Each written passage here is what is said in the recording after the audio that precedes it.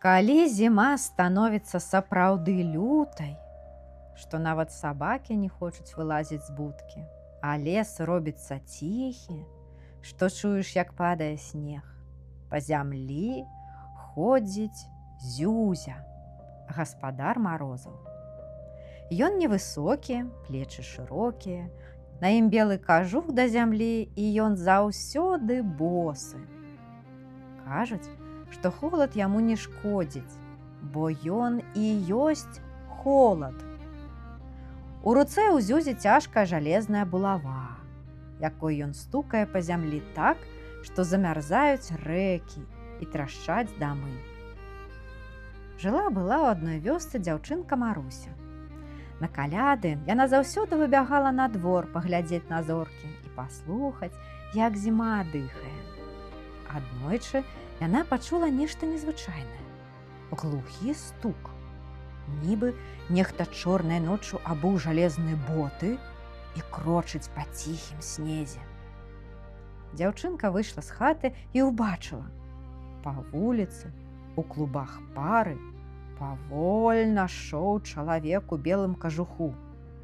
Босы, а на бровах і барадзе іней. Маруся спалохалася, але чалавек яе заўважыў і усміхнуўся вачыма, хоць вусны не варухнуліся.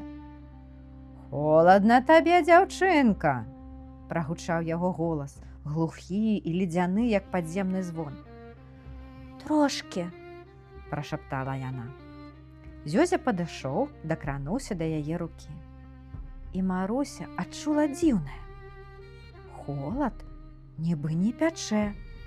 Холад станавіўся мяккім і лёгкім, як марознае паветра. Зюзя паглядзеў на яе ласкава. «Не бойся марозу, калі сэрца тваё цёплае», – сказаў ён. «Мароз бярэ толькі тое, што пустое».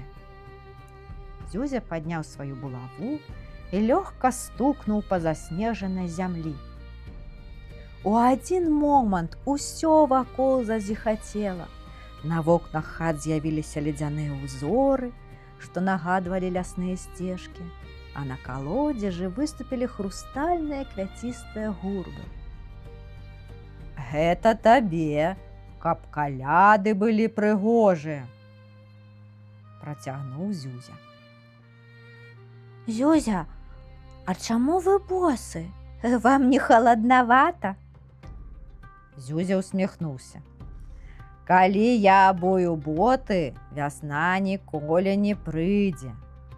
Мой крок мусіць дакранацца зямлі, каб зямля адчувала, што час адпачываць і спаць». Пасля гэтых словаў ён стаў лёгка расплывацца ў паветры, нібы туман. А снег пайшоў мацнейшы, ліхтары патускнелі, і мароз пайшоў па сценах дамоў. «Памятай», – шапнуў ён здалёк, – «холад – гэта не вораг. Холад – гэта цішыня, якой таксама патрэбна месца ў свеце».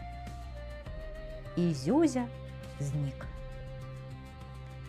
Ад таго часу, кажуць, калі на вокнах з'яўляюцца асабліва прыгожыя ледзяныя ўзоры, або ноччу чуваць далёкі тук-тук-тук, гэта Зюзя наведвае вёску. І калі дзеці выходзяць на двор, яны шэпчуць: «Зюзя, не марозь нас моцна! Зюзя, не марозь!» І Зюзя чуе. І мароз робіцца крыху мякчэйшым, бо Зюзя хоць і дух зімы, але сэрца ў яго цёплае для тых, хто яго не баіцца.